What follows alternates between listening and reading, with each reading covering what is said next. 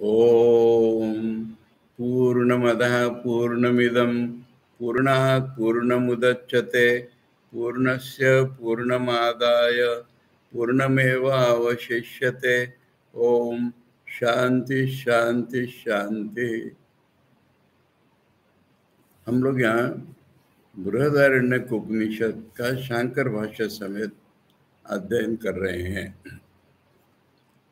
परसों से हमने क्लास शुरू किया है और हम लोगों ने आचार्य का संबंध भाष्य में ये देखा अब तक कि जो पुनर्जन्म वाले आत्मा मानते हैं वो अगले जन्म में हमारे अच्छा फल मिले बुरा न मिले, इसलिए अच्छा बुरा जानने के लिए वेदों के पास आते हैं। जिनको पुनर्जन्म का विश्वास या ख्याल ही नहीं है उनको वेदों से कोई मतलब नहीं है। अब वेदों के कर्मकांड में हमको इस जन्म के बाद अगले जन्म में अच्छा फल मिले बुरा न मिले इसका उपदेश पूरा मिलता है, किंतु आत्मा का स्वरूप उसमें नहीं बताया गया। आत्मा का स्वरूप तो ऐसा है कि वो हमारी इच्छा को ही खत्म कर देता है। अज्ञान के कारण हम ये पुनर्जन्म वगैरह सोच करके काम कर रहे हैं। ये जो हमारा अज्ञान है, अज्ञान का मूल विषय विषयी भाव या मैं करता हूँ मैं भोगता हूँ, यह ज्ञान और यह अज्ञान गलत ज्ञान। तो इसको अगर कोई काट सकता है वो एक ही ज्ञान काट सकता है कि ब्रह्म ही हमारी आत्मा है, ब्रह्म और आत्मा में कोई भेद नहीं है। ये अगर हमको अनुभव कोई सिखा दे तो हमारा जो है अनुभव, इसका अनुभव हमको यदि कोई करा दे सिखा दे तो फिर हमारा ये अज्ञान विषय विषयी भाव कर्ता भोक्ता ज्ञान अज्ञान ये नष्ट हो जाएगा। इसके लिए हमको उपनिषदों का सहारा लेना पड़ेगा, ये उन्होंने बताया। और उसके बाद इसके विरुद्ध जो जो बातें मन में आई हैं उन सबको अच्छी तरह से उन्होंने समझा दिया। और फिर बोला कि अभी पहले तो अश्वमेध विज्ञा आएगी, यानी एक बड़ा महान तत्व है वेदांत का। अगर किसी को कर्म करने से कोई फल मिलता है, विशिष्ट कर्म करने से, तो उसके बराबर उसकी जो मानसिक उपासना होती है वो करने से भी बिना बाहरी कर्म किए भी वही फल मिल जाएगा। कर्म उन्होंने बताया दो प्रकार का होता है। अच्छा कर्म कि जो ज्ञान रहित केवल अच्छा कर्म करते गए तो हमें पितरों की प्राप्ति होती है, पर अगर हमने उसमें ध्यान भी किया, उपासना भी की किसी देवता की या ईश्वर की स्वयं सगुण ब्रह्म के रूप में, उसकी उपासना भी हमने की, तब हमें देवलोक प्राप्त होता है। कई प्रकार के देवलोक होंगे स्तरों में, अंतिम जाके ब्रह्मलोक होता है, वो भी हम पा लेते हैं। अब ये जो फल है हमारा देवलोक प्राप्ति, ये कर्म और उपासना, उपासना रहित कर्म से नहीं मिलेगा, उपासना सहित कर्म से मिलेगा। परंतु केवल उपासना से भी वही मिलेगा कर्म के बिना। ये एक महान चीज हो गई। ये किसके लिए है? जिसका मन उतना शक्तिशाली हो गया है। और इसीलिए वेदों में आरण्यक नाम का भाग आया कि मनुष्य जो है, राजा भी हो कोई भी हो, ब्राह्मण क्षत्रिय वैश्य कोई भी हो, वो अगर जंगल में चला जाए तो वो स्थूल रूप में तो कर्म नहीं करेगा। और जंगल में जाएगा कौन? आंशिक वैराग्य जिसको प्राप्त हो गया कि स्थूल दुनिया से, स्थूल दुनिया के कर्मों से, स्थूल दुनिया के भोगों से एक वैराग्य मन में प्राप्त हो गया है कि ये गंदे है, मुझे नहीं चाहिए। वही जंगल में जाता है, वानप्रस्थी के रूप में हो या दंडी स्वामी के रूप में हो, नैष्ठिक ब्रह्मचारी के रूप में हो, तो वो जंगल में चला जाता है और वो मानसिक रूप में सारी उपासना करता है। और मानसिक रूप में अब हम जो टीवी सीरियल इत्यादि में देखते हैं, उसके ऊपर से हमें अपना मन नहीं बना लेना है। हम ज़्यादातर देखते हैं जंगलों में जाकर के बड़े बड़े यज्ञ हो रहे हैं, बड़ी बड़ी तपस्या कर रहे हैं, बड़े बड़े शस्त्रास्त्र प्राप्त कर रहे हैं। ये एक गौण बात होती है। जंगल में वो जाता है जो स्थूल रूप दुनिया को छोड़ देता है। अब इसका तो अधिकार ही अलग हो गया। कल हमने अधिकार को भी देखा कि जो चीज हम आसानी से कर सकते हैं और हमारे लिए आध्यात्मिक लाभप्रद है, उसका नाम अधिकार है। अब अगर हम जंगल में चले गए तो कर्म हम भौतिक रूप में नहीं करते, परंतु हमारा अधिकार अब मानसिक उपासना का हो गया है। तो जब हमारा अधिकार कर्म से ऊपर उठ जाता है, स्थूल रूप कर्म से, उसकी ये बात है कि वो मानसिक उपासना के द्वारा वही फल पा लेता है। इसलिए शुरू में हमको पहले दूसरे खंड में सबसे ऊंचा कर्म अश्वमेध कर्म, उसके बारे में एक मानसिक उपासना सिखाई जाएगी। अब अंत में एक सवाल उठाया है यहाँ पर, जो आज हम पढ़ रहे हैं शंकर भाष्य में। इतना सब होने के बाद एक सवाल मन में आ रहा है, क्या? न नित्यानाम संसार विषय फलत्वम इति चेत। नित्य कर्म की परिभाषा वेदांत में अकरणे प्रत्यवाय साधनानि ऐसी है, यानी उसका फल वेदांत में नहीं बताया गया है। अगर न करो तो पाप लगेगा, इसको नित्य कर्म कहते हैं। जैसे रोज की पूजा, संध्या वंदना और जो भी घर में है तो कर्तव्य उसके, पंचयज्ञ, ये सब नित्य कर्म कहेंगे कि रोज करना ही है, न करने पर पाप लगेगा। करने पर कुछ फल नहीं बताया वहां पर। इसलिए नित्य कर्म अगर कोई करता रहे तो संसार विषय फल उसमें नहीं है, उसमें कुछ फल नहीं बताया है। फल बताते संसार विषय फल, तो वो तो उसमें बताया नहीं है। कहीं भी नहीं लिखा है कि नित्य कर्म करोगे तुम ब्रह्म ज्ञान पाओगे, उसमें कोई फल ही नहीं लिखा है। नित्य कर्म में यही लिखा है कि नहीं करोगे तो मरोगे। तो इसलिए उनका संसार विषय फल तो नहीं है। आपने कहा कि कर्म जो होता है, चाहे केवल हो चाहे ज्ञान सहित हो, उसका फल तो ब्रह्मा से लेके पेड़ पौधे तक की गति, और ये तो पुनरावर्ती है। ऐसा फल नित्य कर्म का नहीं कहा है। तो फिर यह सवाल उठाया, उसका जवाब दे रहे हैं, न, ये सोच गलत है। सर्व कर्म फल उपसंहार श्रुते है। श्रुति ने वेदों में सारे कर्मों को इकट्ठा करके ही बात की है। जहाँ कर्म के फल बताए हैं वहां उन्होंने ये नहीं कहा है कि ये काम्य है, ये निषिद्ध है। ये कर्म इटसेल्फ, कर्म बाहर से जो कर्म है जिसमें विषय विषय बोध है, या जिसमें कर्ता भोक्ता बोध है, उसका फल इकट्ठा ही करके सारे कर्मों का बताया उन्होंने। क्या बताया? सर्वम ही पत्नी संबद्धम कर्म,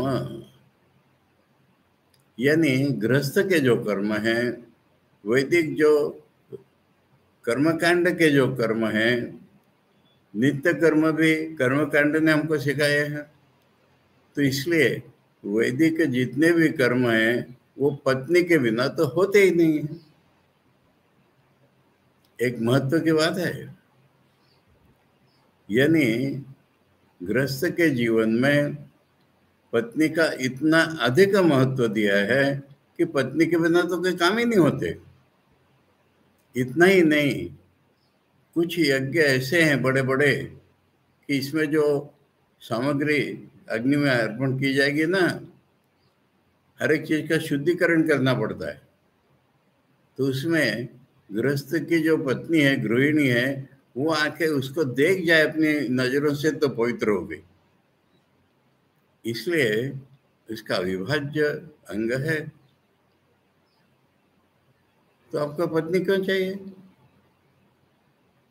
पत्नी तो आपको भोग के लिए चाहिए कि नहीं? किसके लिए चाहिए पत्नी? आप में काम वासना है, इसीलिए पत्नी चाहिए ना आपको। तो इसलिए कर्म तो सारे इकट्ठे करके ही बोले गए हैं और सारे पत्नी से कनेक्टेड हैं। उदाहरण दिया है बृहदारण्यक का, जाया में स्यात्, मेरी एक पत्नी हो, फिर मैं कर्म करूंगा, फिर मुझे फल मिलेंगे। एतावान वही कामः, और उसी का अंत किया गया कि इतनी ही इच्छा है आदमी की। आदमी की इच्छा का क्षेत्र जो है, मुझे पत्नी हो, यहां से शुरू होता है। इति निसर्गता एवं सर्वकर्मणाम काम्यत्वम दर्शयित्वा, तो फिर सारे कर्म जो है वो काम से तो शुरू है ना। अब उसका भाग किया वहां पर, पुत्र कर्म अपर विद्या नाम च मनुष्य लोका पितृलोको देवलोका इति फलम दर्शयित्वा। यानी मुझे पत्नी हो, कहां पर उसका एक अल्टरनेटिव होता है कि मुझे बेटा हो और मेरे पास पैसे हो और मेरे पास ध्यान इत्यादि मैं सीख लूं। इसको कहते हैं दिव्य संपत्ति। तो पुत्र के द्वारा क्या मिलेगा मुझे? इस लोक में सुख प्राप्ति। पत्नी होने पर तो पुत्र संभव है ना, और पुत्र के लिए पत्नी। तो पत्नी हो मुझे, पुत्र हो मुझे, इससे मैं इस लोक में सुखी रहूंगा। फिर मैं कर्म करूंगा, पैसे से अच्छे कर्म करूंगा। तो अच्छे कर्म करके क्या होगा? मुझे पितृलोक की प्राप्ति होगी। फिर मैं अपर विद्या सीखूंगा। ये शब्द महत्व का है। अपर विद्या माने ब्रह्म का जो ज्ञान है उसको भी विद्या कहते हैं। वो ब्रह्म विद्या हो गई, ब्रह्मात्मा ऐक्य विद्या हो गई, परम विद्या हो गई उसकी। और उससे नीचे की किसी देवता की विद्या, जैसे मैंने कहा अपर ब्रह्म सगुण ब्रह्म तक की विद्या, ये अपर विद्या हो गई। अपर विद्या और पर विद्या में क्या भेद है? गलती से बहुत से लोग कहते हैं साइंस अपर विद्या है, धर्म अपर विद्या है। पर ये पर अपर का विभाग मुंडक उपनिषद ने करके दिखाया है, और उसने कहा सारे वेद अपर विद्या है। यानी कोई मैं करता, मैं कर्म करूंगा, यही अपर विद्या है। पर विद्या में जहां मैं और ब्रह्म अलग नहीं हूं, उस ज्ञान को संस्कारित करना अपने में, ये पर विद्या है। अब इससे नीचे की जो अपर विद्या है, उसके द्वारा मुझे देवलोक की प्राप्ति होगी। चाहे मैं उसको कर्म के साथ करूं या जंगल में जाकर के खाली मानसिक रूप में करूं।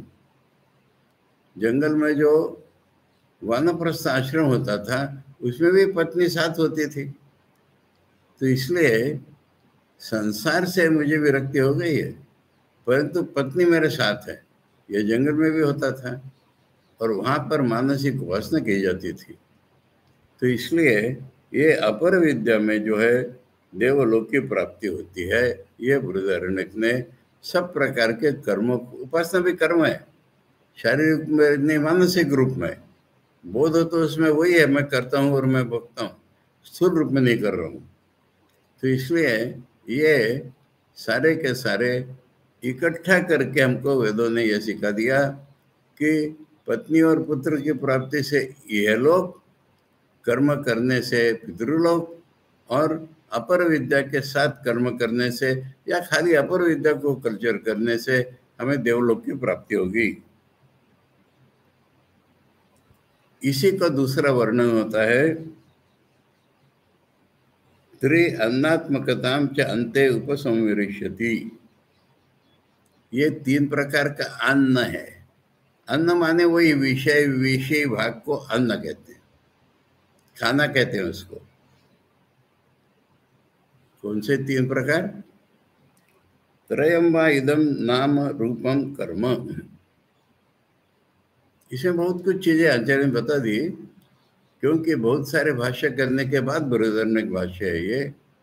आचार्य कह रहे हैं कि ब्रह्म है और ब्रह्म निर्गुण सगुण उभयविध है, यानी सबसे परे है वो। परंतु वही लीला में सगुण रूप है। लीला में माने अपीयरेंस में। अब सगुण रूप में क्या है?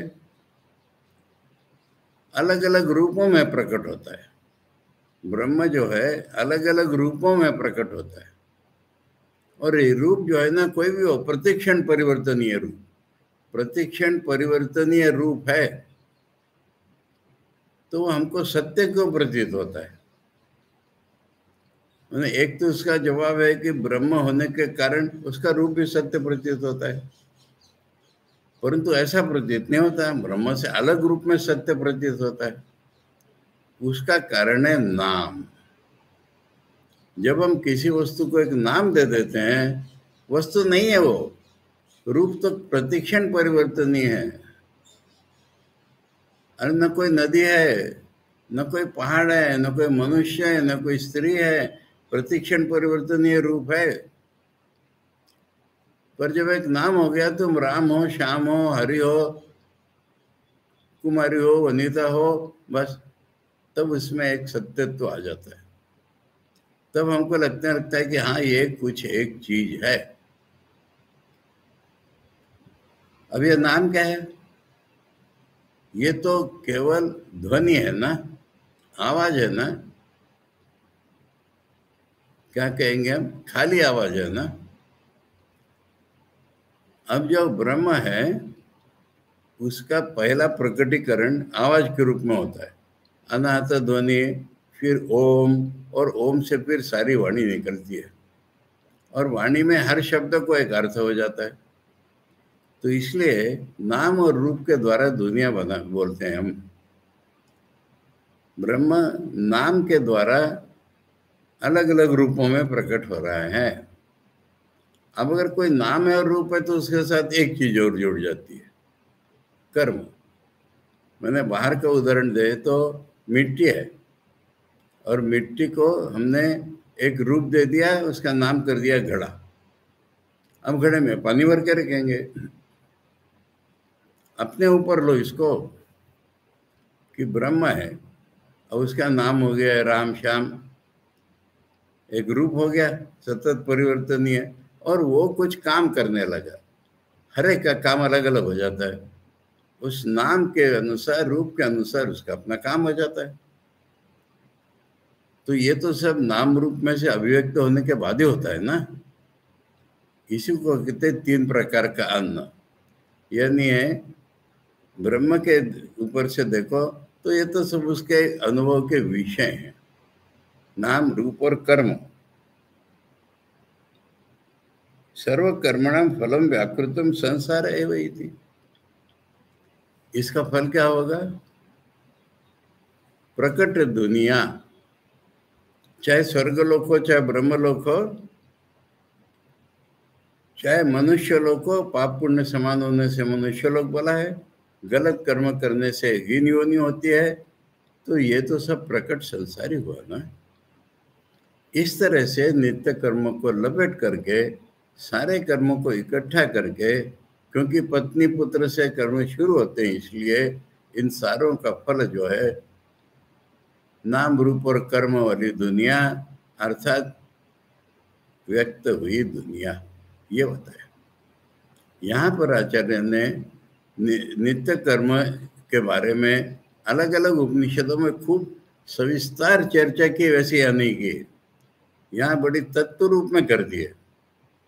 और ये तत्व रूप में करने का कारण ये है कि जैसे मैंने कहा, ये लास्ट नहीं है, इसके बाद छांदोग्य का हम लोगों ने देखा था भाष्य के आचार्य ने, परंतु काफी उपनिषदों के बाद इसका भाष्य होने के कारण यहाँ पर उसकी दीर्घ चर्चा न करके अति गहराई में जा करके सूक्ष्म रूप में उसकी चर्चा कर डाली।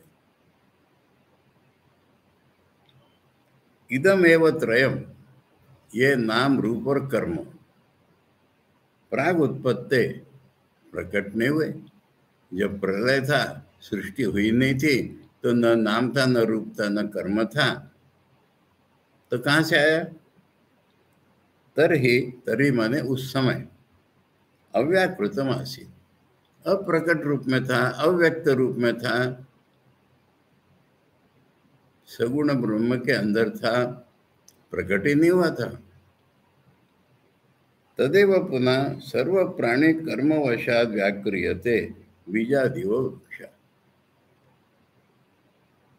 अब सृष्टि होती है तो सृष्टि के पहले ये एक कंटिन्यूअस साइकिल है ना, पहली सृष्टि नाम की चीज नहीं है कोई।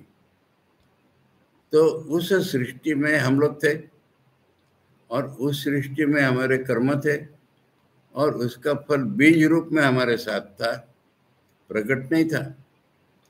अब नाम रूप और कर्म जैसे प्रकट होने लगे, ऐसे हम सब अपने अपने किए हुए कर्मों का फल पाएंगे। तो सृष्टि कैसी बनी? प्रत्येक प्राणी को अपने कर्म का फल मिल जाए, इस दृष्टि से सृष्टि बनती है। अभी इतना सारा ज्ञान किसके पास होता है? ईश्वर के पास। इसी को सर्वज्ञ कहते हैं हम। वो जानता है कि पुरानी सृष्टि कैसी थी, वैसे वो नई सृष्टि बना देता है।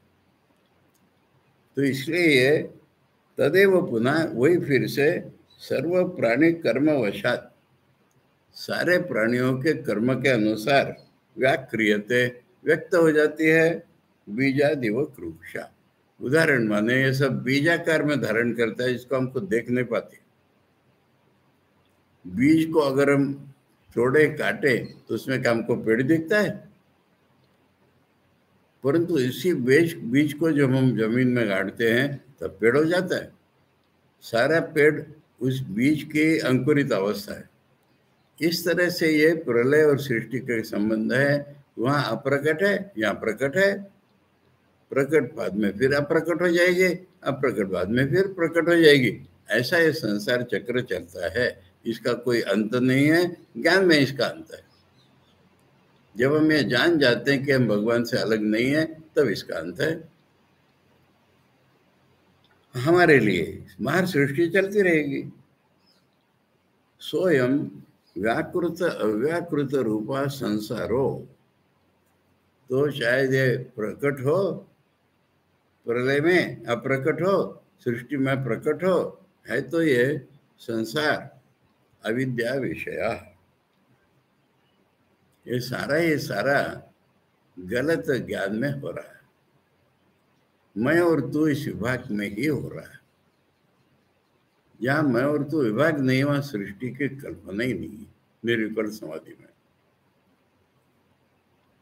क्रिया कारक फलात्मकतया, इसका क्या रूप है? नाम रूप क्रिया, इसका ये मूल स्वरूप है। प्रत्यक्ष में कोई क्रिया होती है तो उसके कई फैक्टर्स होते हैं। करने वाला होता है, उसका इंस्ट्रूमेंट होता है, किसी के लिए करता है, कहीं से कहीं जाता है। तो ये जो उसके कारक होते हैं, इसमें आवश्यक होते हैं, और इनका कोई फल अवश्यंभावी है। कोई भी क्रिया की तो उसका फल अवश्यंभावी है। ये है दुनिया। आत्मरूपत्व है ना अध्यारोपिता। अब इसको हम समझ लेते हैं मेरी है, अपने ऊपर इसका हम अध्यारोप कर लेते हैं।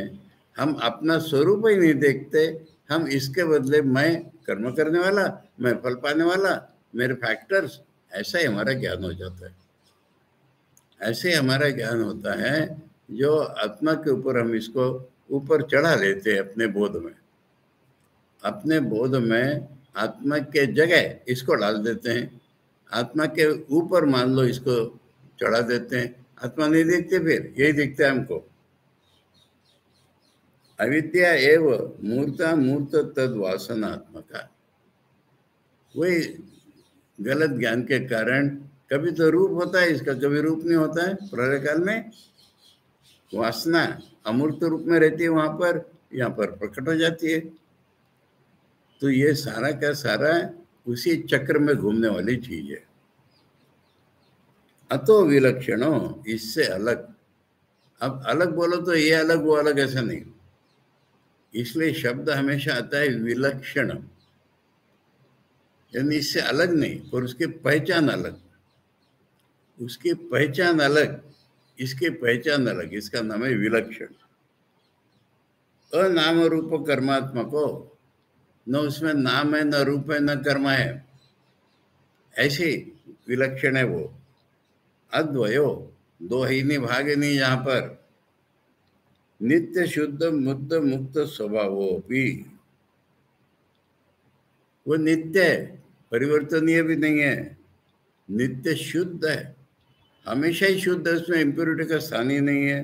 बुद्ध जगी हुई है, मुक्त फ्री है, ये उसका स्वभाव है। ऐसा होते हुए भी क्रिया कारक फल भेदादि विपर्यण अभासते, किंतु ये प्रतीत ऐसी हो रही कि क्रिया कारक और फल है,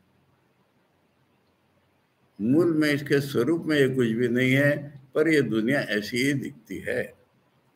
अतो इसलिए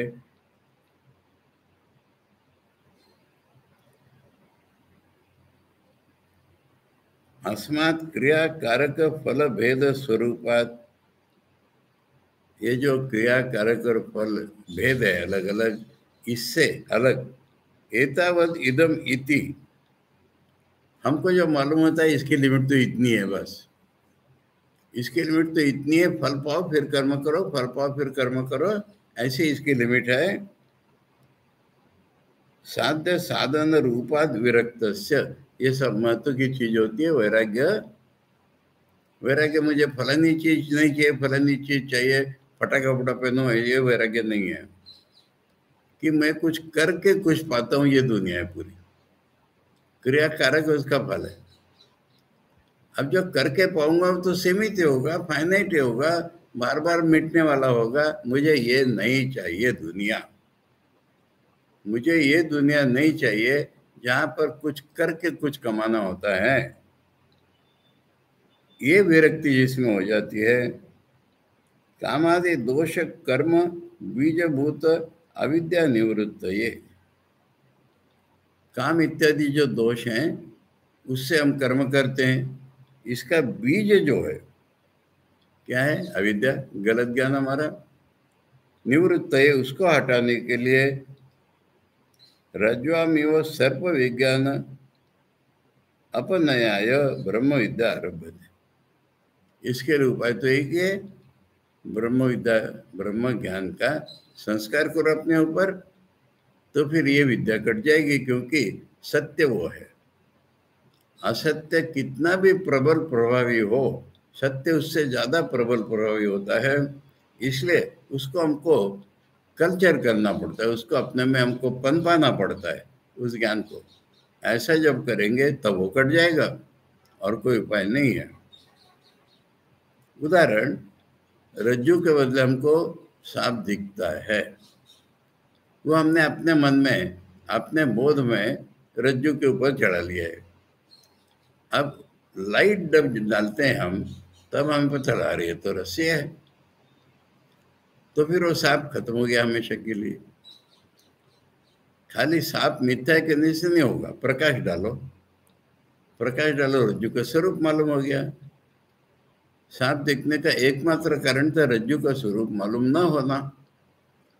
ऐसे ही ये बोध, प्रकाश डालो माने इस बोध को अपने में पनपाओ कि ब्रह्म ही मेरी सत्य है, मैं और ब्रह्म अलग नहीं है। ये जब बोध अपने में पनपाते हैं तो ये सारा अज्ञान खत्म हो जाता है। ठीक है, ये पूरे आचार्य का संबंध वाक्य हो गया। इसमें हम देख रहे हैं दो संबंध भाष्य के हिस्से। एक है पूरे उपनिषद का संबंध भाष्य और दूसरा है ये जो पहला दूसरा चैप्टर है वो अश्वमेध यज्ञ का मानसिक रूप बताने वाला, उसका भी संबंध भाष्य आ गया।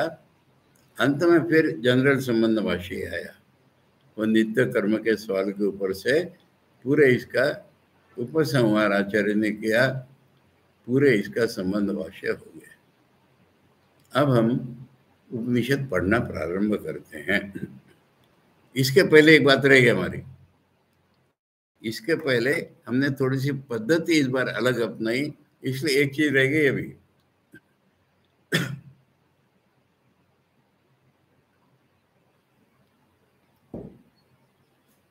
शांति पाठ को हमने नहीं सोचा, शांति पाठ कर तो लिया, वो उसमें क्या अर्थ है, क्या आशय है, हमने पहले नहीं सोचा, क्योंकि संबंध भाष्य हमें पहले पढ़ना था। अब ये संबंध भाष्य पढ़ करके पहले हम शांति पाठ का अर्थ सोच लें, तब आगे बढ़ेंगे। अब ये है शुक्ल यजुर्वेदीय शांति पाठ, यानी ईशोपनिषद में भी यही था, बृहदारण्यक में भी यही है। क्या है ये? ओम, ओम तो निर्गुण सगुण पर, ये ओम की चर्चा नहीं कर रहे अभी हम, बाद में इसमें आएगी। मांडुक्य में की हम लोगों ने, छांदोग्य में भी की है। तो इसलिए ओम ये निर्गुण सगुण परमात्मा का निकटतम अविशिष्ट नाम है। उसको मन में बोध में धारण करके ही हमारा सब कुछ होगा। अब हमें ये जो हमारी स्पृहा है ना अज्ञान से बाहर निकलने की, इसको हम दो तीन रूपों में देखेंगे। साधारणतः लोगों के मन में होता है मुक्त होना है, हमको मुक्त होना है, ये बार बार आने जाने से परेशान हो गया हूँ, मुझे मुक्त होना है।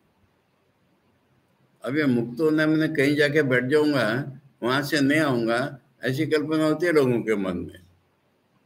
इससे फिर वैष्णवों का वैकुंठ और शैवों का कैलाश और ब्रह्मलोक और हम लोगों का रामकृष्ण लोक बन जाता है।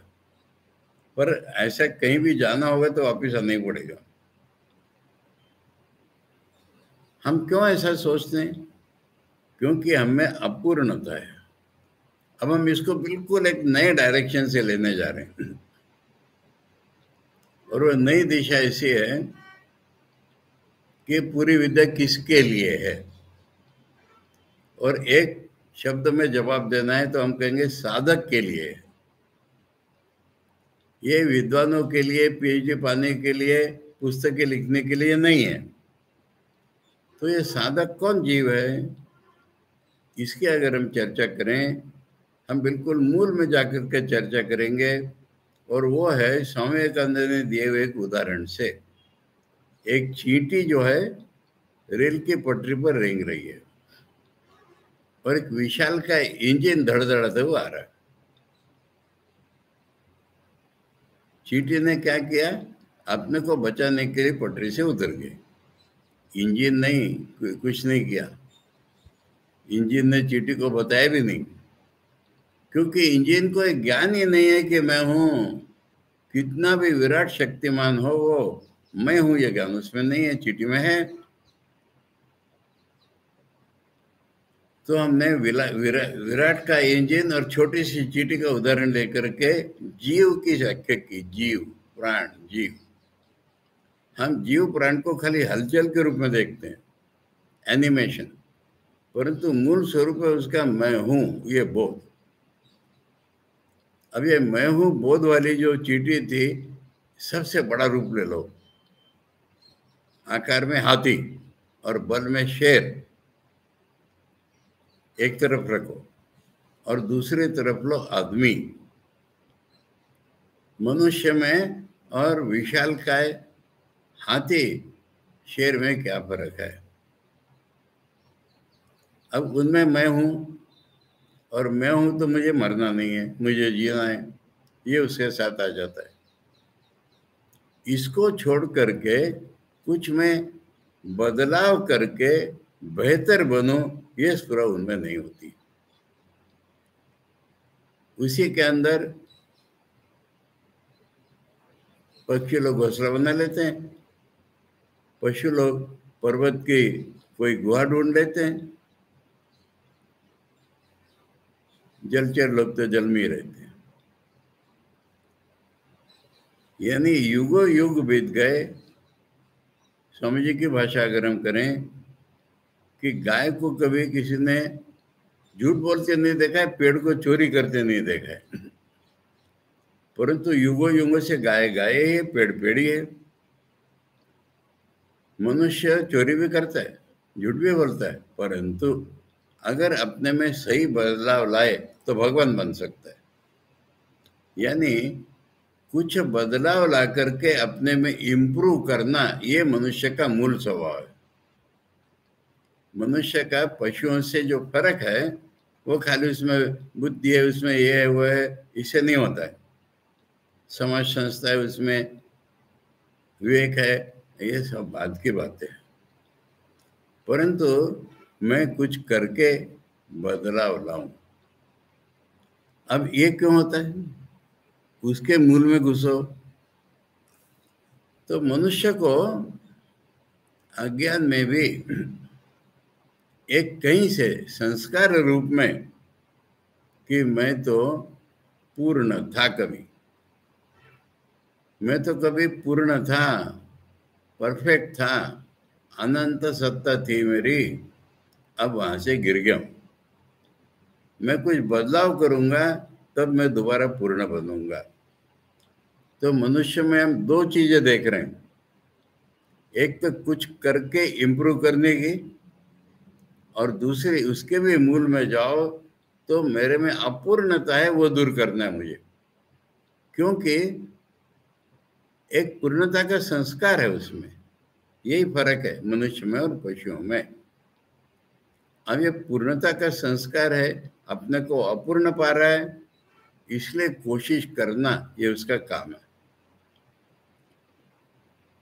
परंतु होता क्या है कि कितना भी हम परिवर्तन करें दुनिया में, अपनी आर्थिक परिस्थिति में, चाहे अपर विद्या प्राप्त कर लें, हम पूर्ण नहीं बनते। अपूर्ण है, शादी कर लेते हैं, शायद पूर्ण बन जाए। अपूर्ण है, बेटे उत्पन्न करते हैं। अपूर्ण है, पैसा कमाते हैं। अपूर्ण है, गणित पढ़ते हैं, फिजिक्स पढ़ते हैं। अपूर्ण है, हम कुछ करते रहते हैं। कितना भी कुछ करे कभी पूर्ण नहीं होता। मनुष्य वही अपूर्ण ही रहता है।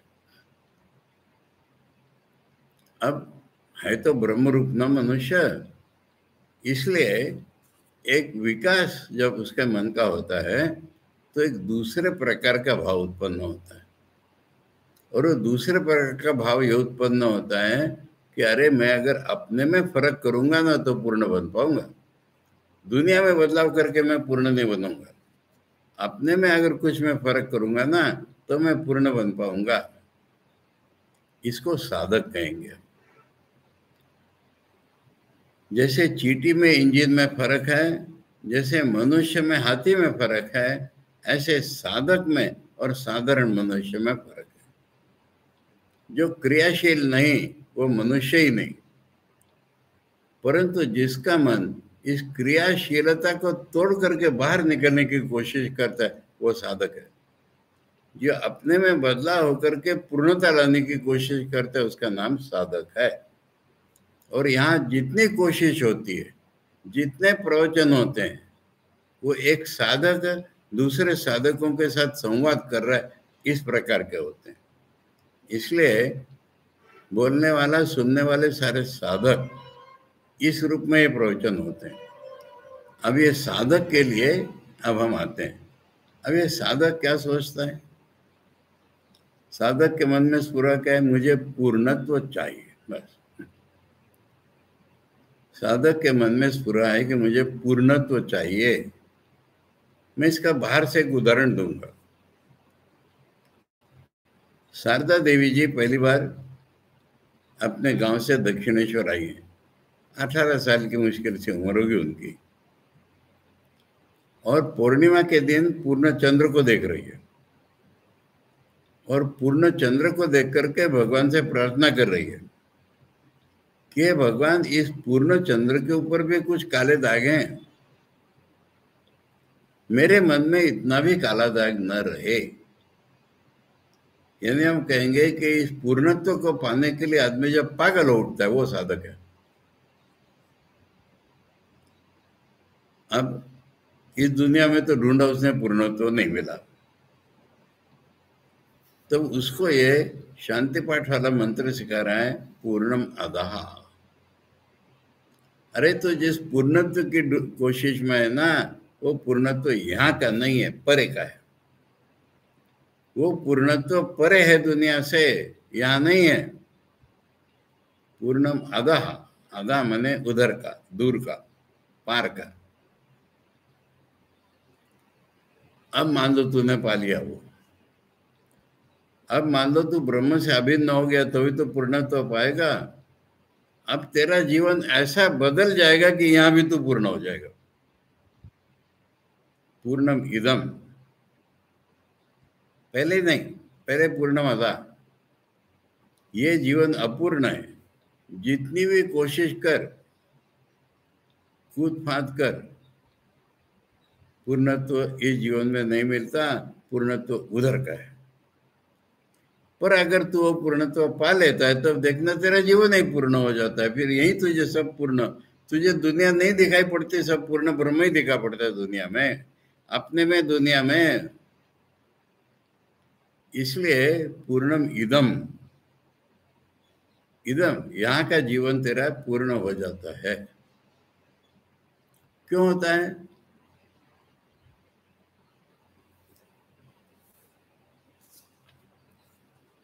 पूर्णात पूर्ण मुदच्यते, उस पूर्ण ब्रह्म का ही तो ये रूप है ना, उस पूर्ण ब्रह्म का ही ये दुनिया रूप है ना।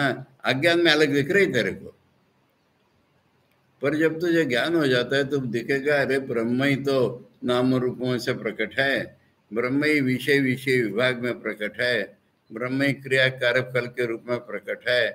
तब तू देख पाएगा कि वह पूर्ण ब्रह्म ही इस दुनिया के रूप में प्रकट है। अब प्रलय होता है बाद में। प्रलय दो प्रकार का होता है, एक प्रत्यक्ष प्रलय, एक ज्ञान प्रलय। हमारे ज्ञान में जब भेद मिट जाता है, उसको हम ज्ञान प्रलय कहते हैं। तो ज्ञान प्रलय में क्या होता है? ये दुनिया ब्रह्म में चली गई। हम क्या कहते हैं इसको? पूर्ण से पूर्णम आदाय, ये पूर्ण थी, ब्रह्म का रूप थी, इसका पूर्णत्व तो ब्रह्म ही था ना, इसका पूर्णत्व इस अपीयरेंस में नहीं था, इसका पूर्णत्व ये प्रतिभात होने वाले रूपों में नहीं था, इसका पूर्णत्व इसके ब्रह्म स्वरूप में ही था। अब वो वापस ले लिया उसने। पूर्ण से पूर्ण आदाय, क्या बचा रहा? पूर्णमेव अवशिष्यते, ब्रह्म ही बचा रहा। ये प्रत्यक्ष प्रलय में हो या ज्ञान प्रलय में हो। तो इस शांति पाठ ने हमको हमारे आध्यात्मिक जीवन का पूरा वर्णन एक गागर में सागर कहते ऐसा कर दिया कि पूर्णत्व की प्राप्ति यही जीवन का लक्ष्य है। पूर्णत्व यहाँ नहीं है, पूर्णत्व उस पार है। परंतु उस पार वाला पूर्णत्व अगर पा लेता है तो इसी जीवन में, तब यही जीवन तेरा पूर्ण हो जाता है। तू देख पाता है कि उस पूर्ण ब्रह्म से ये अपर ब्रह्म या व्यक्त ब्रह्म निकला है। और तब क्या होता है जब ये तू देख पाता है, तब कि इस अपर ब्रह्म का पूर्णत्व फिर उस पूर्णत्व में चला जाता है तेरे बोध में। ये शांति पाठ है। अब ये शांति पाठ हम हजारों बार करते, पर इसको सोचते नहीं है। जब हम होम हवन करते हैं, पूर्णमदा पूर्णमिदम करके आहुति दे दी हमने। अरे उसका अर्थ ये है कि पूर्णत्व उधर है, उसको पाने पर पूर्णत्व इधर है, उस पूर्णत्व का ये रूप है, और ये पूर्णत्व वापस उस पूर्णत्व में जाकर के मुझे दोबारा समाधि हो जाएगी। इसके बाद आता है शांति शांति शांति त्रिवार उच्चारण। अब शांति 3 प्रकार की नहीं होती, हो तो अंग्रेज में कहें तो पीस ऑफ माइंड की जगह पीसेस ऑफ माइंड हो जाएगी। किंतु अशांति के कारण हमारे जीवन में 3 प्रकार के होते हैं।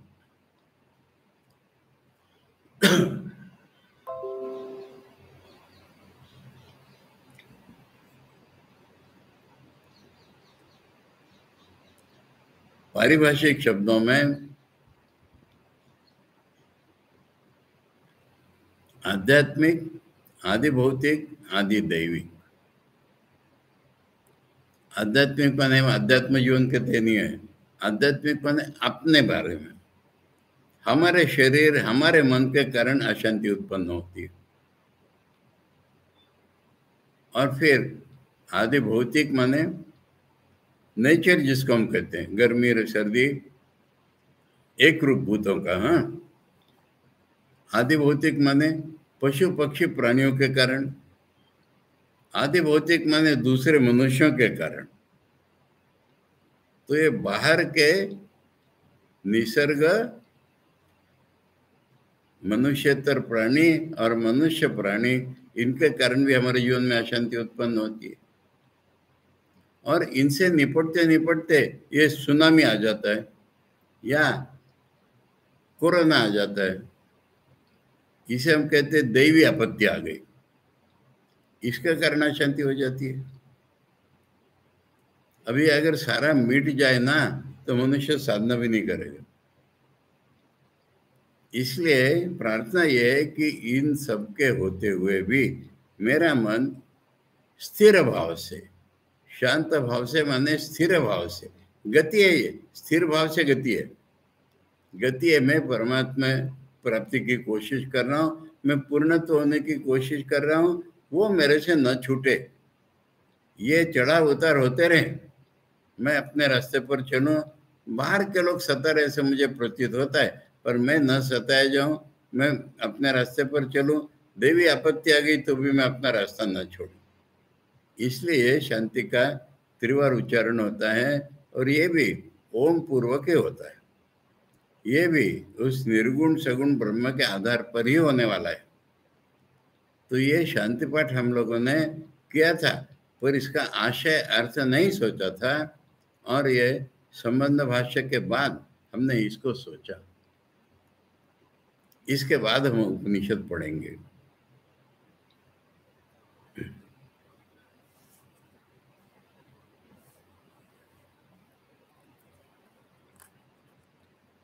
अब जो मंत्र आ रहे हैं ना पहला, उसके बारे में आचार्य हमको बता रहे हैं। पहले मंत्र पढ़ लेते हैं हम लोग। ओम उषा वा अश्वस्य मेध्यस्य शिरः, सूर्यः चक्षुः, वातः प्राणो, व्यात्तम अग्निर्वैश्वानरः, संवत्सर आत्मा अश्वस्य मेध्यस्य। देवपृष्ठम अंतरिक्षम उदरम पृथ्वी पाजस्यम दिशा पार्श्वे अवांतर दिशा पर्शवा, ऋतवो अंगानि मासाश्च अर्धमासाश्च पर्वाणि अहोरात्राणि प्रतिष्ठा, नक्षत्राणि अस्तीनि नभो मांसानि, उवद्यम सिकता सिंधवो गुदा, यत्कृच्च क्लोमानश्च पर्वता, औषधयश्च वनस्पतयश्च लोमानि, उद्यन पूर्वार्धो निम्लोचन जगनार्धो, यद विजृंभते तद विद्योतते, यद विदुनुते तद सनयति, यद मेहति तद वर्षति, वागेव सेवा। यानी जो यज्ञ अश्वमेध की कल्पना होगी आपको, राजा लोग करते थे। एक अश्व लिया, अब पूरी दुनिया में उसको विचरण करने दिया, तो जिन राज्यों में से जाएगा वो राजा इसके अधीनता कबूल करेगा, नहीं तो लड़ेगा। अभी अश्व वापस आ गया, फिर यज्ञ करके इस अश्व को काट करके उसमें डाल दिया जाएगा। ये होता है अश्वमेध यज्ञ। मेध माने उसको काट करके हवन में डालना।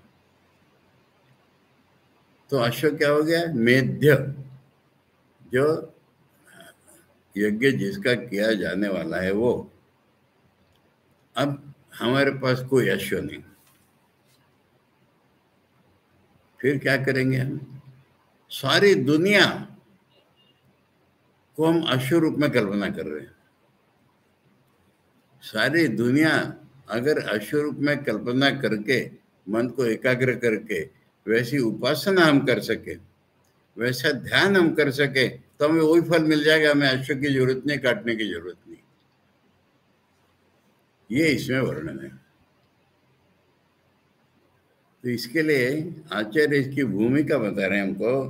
तत्र तावत अश्वमेध विज्ञानाय उषावा अश्वस्य इत्यादि।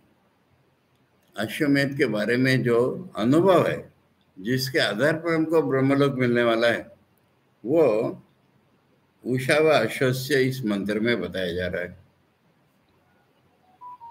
तत्र अश्व विषय में वो दर्शनम उच्यते, यानी बाद में दूसरे मंत्र में उस यज्ञ की अन्य अन्य बातों के बारे में वही दृष्टि होगी। अन्य अन्य बातों के बारे में दुनिया भर की दृष्टि होगी, किंतु पहले मंत्र में अश्व के बारे में ही दृष्टि दी जा रही है पूरी। तो पहले अश्व के बारे में क्यों दी जा रही है?